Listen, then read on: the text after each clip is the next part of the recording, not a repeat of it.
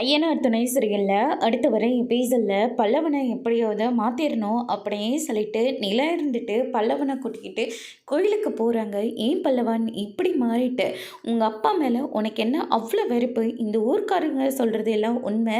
நீ இந்த மண்ணுக்கு பாரமாக எதுக்காக இருக்க? செத்து போன்னு சொல்கிறியே, உண்மையாகவே உங்கள் அம்மா போனதுக்கு இவர் தான் காரணம்னு நினச்சேன்னா அதுதான் பெரிய தப்பு அப்படின்ற மாதிரி சொல்லிடுறாங்க. என்ன நீங்களே இப்படி எல்லாம் தெரிஞ்சுக்கிட்டு பேச முடியுது? அந்த ஆளு தானே எங்கள் அம்மாவை வந்ததுலேருந்து பிடிக்காம எப்போ பாரு திட்டிக்கிட்டே இருந்தார். ஏன் அன்னைக்கு கூட கழுத்தை நெரிச்சு கொல்ல பார்த்தாரு அப்படின்ற மாதிரி சொல்லிடுறாங்க. அதுக்கடுத்து தான் நிலா இருந்துட்டு அதை அவங்க மேலே இருக்கிற கோபத்தினால கூட அவங்க அப்படி பண்ணியிருக்கலாம். அதை நான் இல்லைன்னு சொல்ல வரல. ஆனால் உங்கள் அம்மா இத்தனை வருஷம் வராமல் இருந்திருக்காங்க. ஒருவேளை அவங்களுக்கு வேற ஒரு லைஃப் கூட இருக்கலாம், இல்லை அவங்களுக்கு இந்த வீடு பிடிக்காமல் இருந்திருக்கலாம். மறுபடியும் அவங்க வாழ்ந்த அந்த வாழ்க்கை இதை விட பெட்டராக இருந்திருக்கலாம். அதனால தான் விட்டுட்டு போயிருக்கலாமல்ல அப்படின்னு சொல்லிட்டு, பல்லவா இங்கே பாரு, அது மட்டும் காரணமாக இல்லாமல் வேறு ஏதாவது காரணமாக இருக்கும்.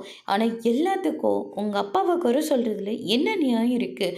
சண்டை போட்டுட்டு வீட்டை விட்டு வெளியே போனேயே, ஆனால் நீ எங்கேயாச்சும் போயிடுவியோன்னு நினச்சிக்கிட்டு உங்கள் அப்பா உன்னை தேடிட்டு பின்னாடியே பக்கத்தில் இருக்கிற டீ கடையில் உட்காந்துட்டு இருந்தார்.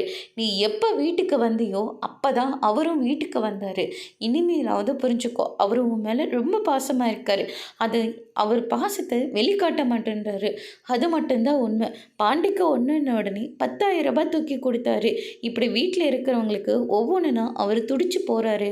இனிமேலாச்சும் யார் நல்லவங்க யார் கெட்டவங்கன்னு புரிஞ்சு நடந்துக்கோ பல்லவா அப்படின்ற மாதிரி சொல்கிறாங்க. அதோட பிரம்ம முடிச்சிருக்காங்க.